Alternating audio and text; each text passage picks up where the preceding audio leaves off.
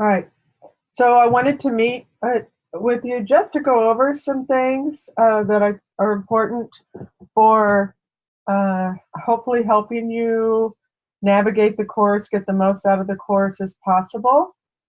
And the first thing I wanted to share with you is just my overall goal is because it's really not possible in a 7-week course for you to come away being an expert in all areas of a STEAM teaching and learning environment. So the way I've designed the course is that we understand how science education has changed, thus STEAM or STEM, you may be familiar with it, as well as digging into each of the components. Now, you'll have a math methods course, you'll have a SPED course. So this is just to help augment those and how you take those and weave them together in a 21st century learning environment where there's an integration of the content and the skills.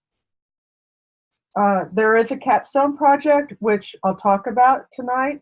It is where you'll design and write your own unit, and pieces of the unit, not going into deep detail on the lessons, but more of how do you take each piece of it and put it together in a package that is student friendly and hands-on and really helps the kids develop their inquiry and skills. So I also want to tell you, you're the first cohort that is taking this course. I wrote it last summer, so I'm going to really rely on you for a lot of input and feedback to help me continue to improve it. I've already, since writing it and submitting it to Dr. Dunlap and Pam last summer, I've come back to it and begun tweaking it. I want it to be as tight and as the best experience I can get for you, and then you're going to help me make it even better. So I do have some things I want to just highlight. First of all, I want to talk about the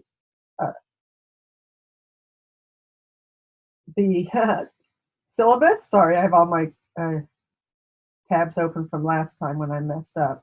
So I'm going to wait for the syllabus to open. I really want you to use the syllabus as an overview of the expectations. And as you scroll down, you go through the typical, all this stuff that's always on the syllabus. You get down to page 5. This is where there'll be how I'm going to grade and how I weight the grades in the grade book. And then more on this, the categories and where they'll fall, how much they will count for the grade. Then in the syllabus, I don't know how other instructors have done this, but I chose to, instead of writing everything out here, link you to the activities that also are what I posed in Canvas for you. I will give you a word of caution because this is our first time through. I've already started making some tweaks, so I would not hurt what the head too much because things may change a little bit. So you know that it'll be ready when I open the unit or the week, and that'll be on the Sunday evening before that first Monday of that number week. This is a practicum and observation class, so I'll talk about that in a little bit. I wanted to also talk to you about the journal, just so that you have a good idea and additional information. So I'm going to jump back to the course in Moodle, and I think it's set up pretty much the way all of the online courses are set up. There's an introduction, which is an overview of the outcomes for the week and the focus, and then the devotional. Some of them I found, some I tried out on using some technology. I'm going to try to share some of the technology with you or engage you in using it through some of the assignments that, because we know technology is huge in teaching today. And then there's the link to the description and details of the weekly assignments, and then underneath it, indented underneath it, are all the where you be turning in for that week. So I'm going to open week 1's assignments. I'm going to use it as the example to go over with you. So I have it set up. You can see I have it numbered, but that's really just for organization. You may go in a different order, but I usually try to provide at first the resources and the learning piece, and then followed by the application of learning. I also want to point out to you that starting in week 2, the capstone project, what we do and learn in the content of the unit for that week is directly applied in your capstone project. So one of your weekly assignments will be to add to a mind map as you build out from the science standards to the arts and math and differentiation, and then finally the assessment. And I'll talk more detailed about that when I actually show you the capstone project.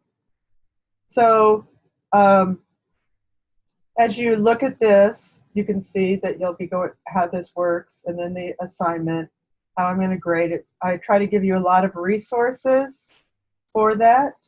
So each week is set up this way, and I talked to in an email yesterday. I talked to you about your journal. Hopefully that makes sense, and it's really just an opportunity, again, to look at the world through a scientist's eyes, to look at, driving to work, and you see, like I looked out my back window today, maybe you might see this on your drive to work, a pair of deer.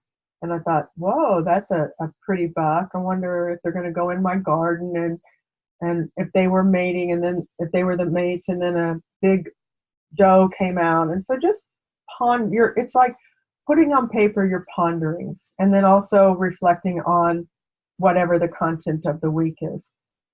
A part of each week's journal is this STEAM annotated matrix, and this is something I started when we were having on-the-ground face-to-face classes on campus, and it's just a place for us to collectively build a resource, a set of resources. And so this is what it looks like if you haven't already gone to it. Just your title of your found resource, or it may be something you already have and you want to share it. What type it is, but obviously they're usually digital or websites. A link, a live link, and then a short annotation. So if a person is looking for something specific, you might help them to determine if that resource is what they want. And then the contributor. So this is one I put in here, and then I added some. I left some from the last cohort of what people put in. This will give you an example and help you get started. Your resources do not have to be about STEM or STEAM. If you have anything related to the teaching science, the world of teaching science, that would be great. Like this Jason Learning is pretty awesome. It's been around long before we had the term STEM in science education. So I'll look at this each week when I read your journal submission, and then I'll look to see that you've added a resource for the week. You can also add all of them now, and then I'll just tick them off as I go through each week.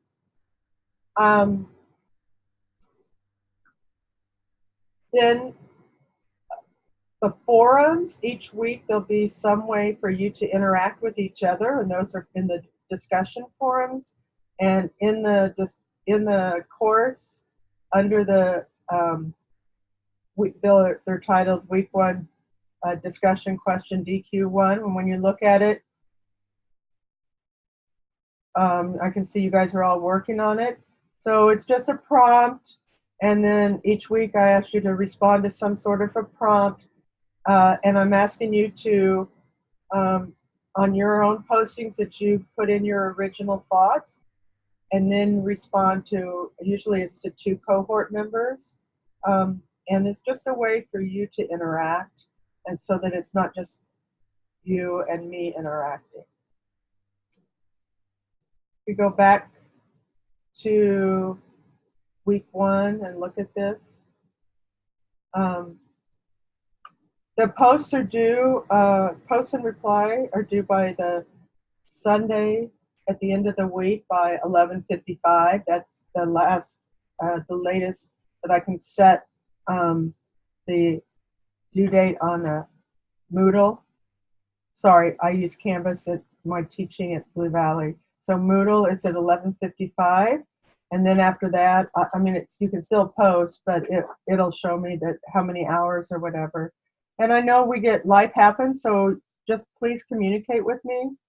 Things happen that get you behind, or whatever I can do to help you be successful. On the capstone, I'd like to go back and talk about the capstone. Because the capstone, this unit lesson planning assignment, that's what you're going to put into TaskStream. Like I said, it's not due till the end of week 6. However, I want you to know what it is. So on each week's activities in the header where I've made this note, I've also attached a link to the document about the capstone and what I'm looking for in it, and just the goal, and then it tells you what's required, all of the hard content, and then in one of the arts, and then modifications or adaptation for spec.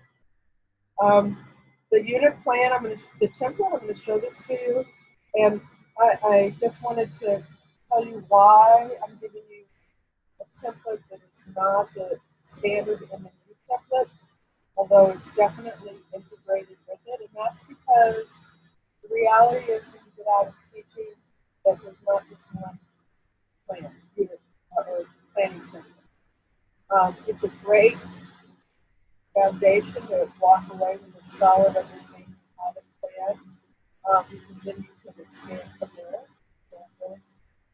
In a student environment, or the planning would not separate, obviously. So what I've done is I've taken it to unit by design, which is a big target.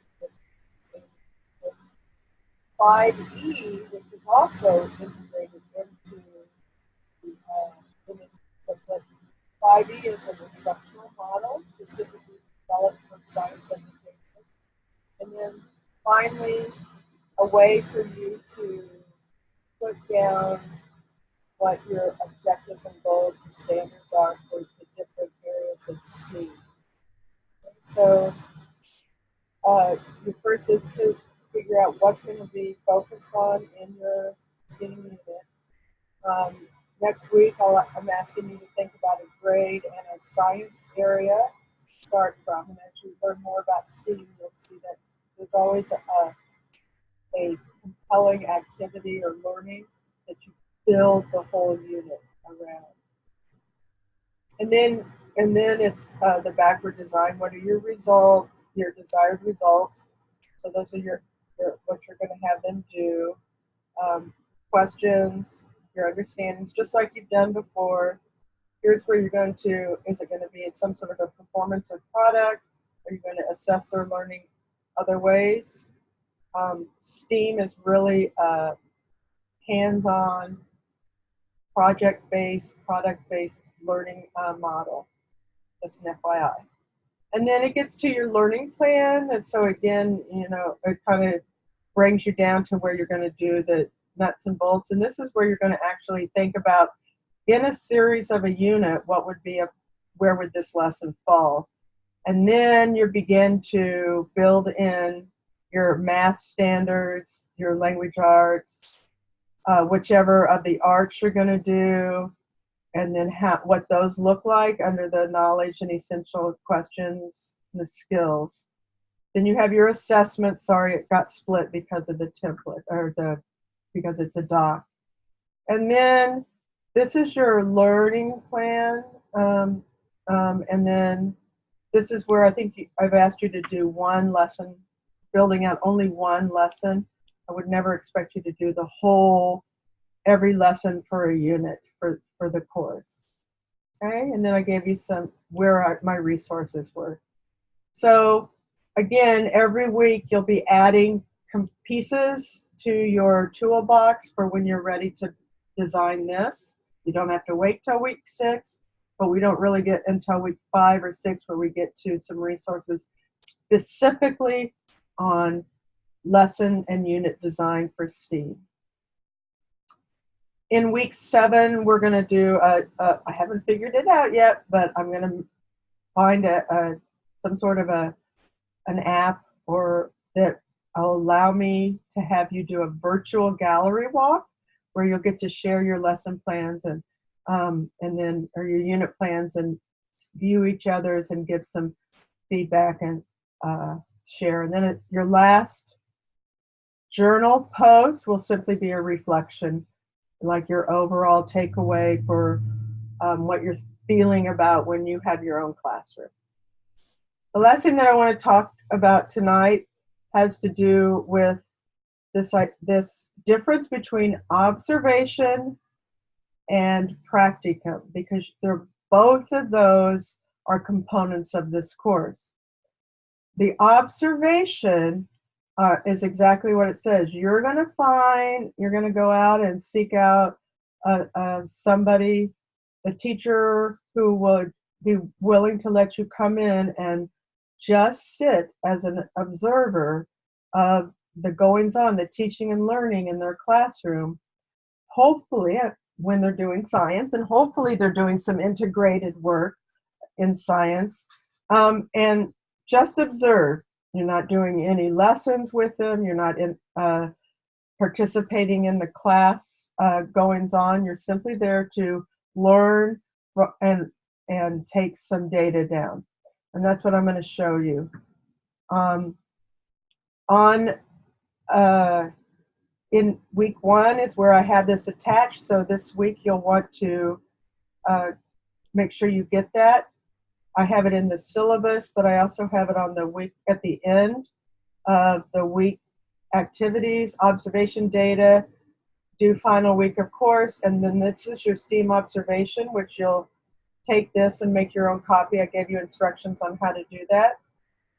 And you can take this and type it in, or you can print it off. It's really up to you once you make your own. And so I've picked 3 focus areas for you for your 10 hours: curriculum, and then the evidence, content integration, and the classroom environment. Okay, so focus that would help you try to see the STEAM setup. You may or may not see that happen. It's up to you if you want to jump around on this, or if you want to take a focus for, say, these hours I'm going to spend on curriculum, these hours I'm going to spend on content. Really up to you. The other thing is you may not be able to collect data on every one of these categories, these prompts that I've given you, data gathering. If you do, that's awesome. If not, there's not anything you can do about it. That would be part of the reflection at the end of the course. This is due at the end of the course also. So that's the observation.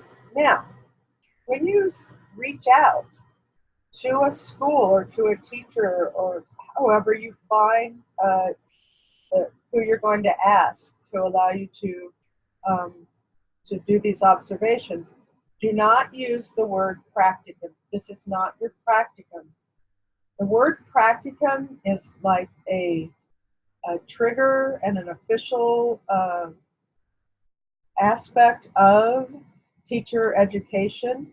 And that means that the school district and the university are working together to place you it somewhere to get some experience in teaching and working with the kiddos in the classroom environment. That is not what the observation is.